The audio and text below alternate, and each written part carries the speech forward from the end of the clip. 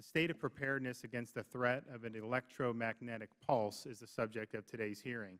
An electromagnetic pulse could be created through an attack from a missile, nuclear weapon, radio frequency weapon, or geomagnetic storm caused by the sun. Fallout from an EMP event, either man-made or natural, could be extremely significant, ranging from the loss of electrical power for months, which would deplete energy sources of power such as emergency batteries and backup generators, have cascading consequences for supplying basic necessities such as food and water, and result in loss of life. The electrical grid is necessary to support critical infrastructure, supply and distribution of food, water, and fuel, communications, transportation, financial transactions, and emergency and government services. Significant damage to the electrical grid during an EMP event would quickly and significantly degrade the supply of these basic necessities. EMPs can also be caused by solar storms, also referred to as geomagnetic disturbances, which are basically an everyday occurrence. They just don't always hit the Earth. Two significant storms that did enter the Earth's atmosphere occurred in 1859 and 1921, respectively. Given the limited use of electricity in the mid-19th and early 20th centuries, the impact on society was relatively minimal. Today, however, society depends heavily on a variety of technologies that are vulnerable to the effects of intense solar storms. Scientists predict that these storms impact the Earth once every 100 to 150 years. So it's not a question of if, but a question of when. The occurrence today of an event like the 1921 storm could result in large-scale and prolonged blackouts affecting more than 100 million people. The National Academy of Sciences estimates the cost of damage from the most extreme solar weather at $1 to $2 trillion, with a recovery time of 4 to 10 years. The costs from even short-term blackouts are significant. In July of 1977, a blackout in New York that lasted only one day resulted in widespread looting and the breakdown of law through many New York neighborhoods. The blackout cost approximately $346 million, and nearly 3,000 people were arrested during a 26-hour period. In August of 2003, more than 200 power plants were shut down as a result of an electricity cutoff caused by cascading failure. The blackout affected Ohio, New York, Maryland, Pennsylvania, Michigan, and parts of Canada. Although relatively short in duration, the blackout's economic cost was between $7 billion and $10 billion due to food spoilage, lost production, overtime wages, and other related costs.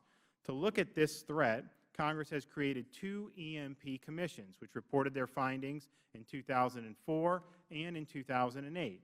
Based in large part on their recommendations, a bill has been introduced in every Congress since 2009 to strengthen protection of the electrical grid by mitigating the effects of an EMP.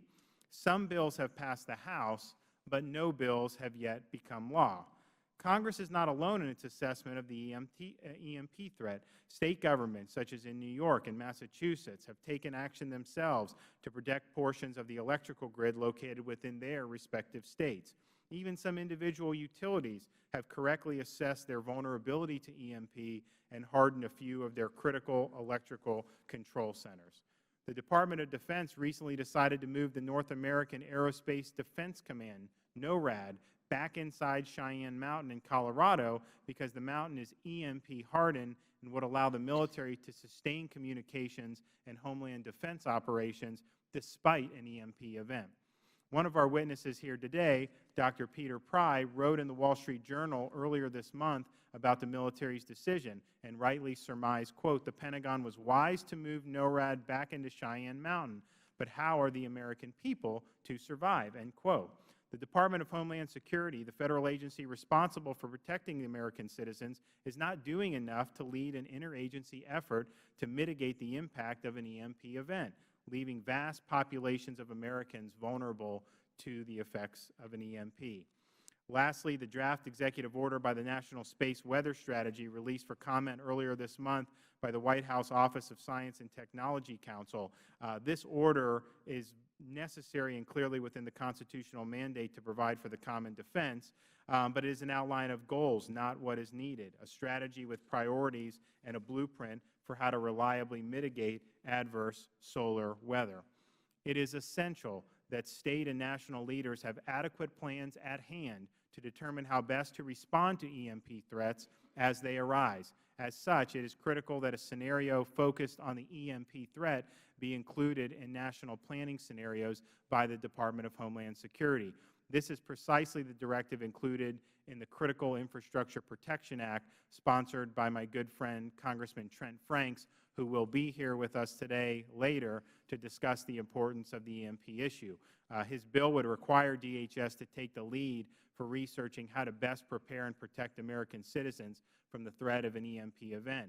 And Trent is also the leading sponsor on legislation such as the Secure High Voltage Infrastructure for Electricity from Lethal Damage Act, the SHIELD Act, which again seeks to strengthen America's hand against an EMP attack.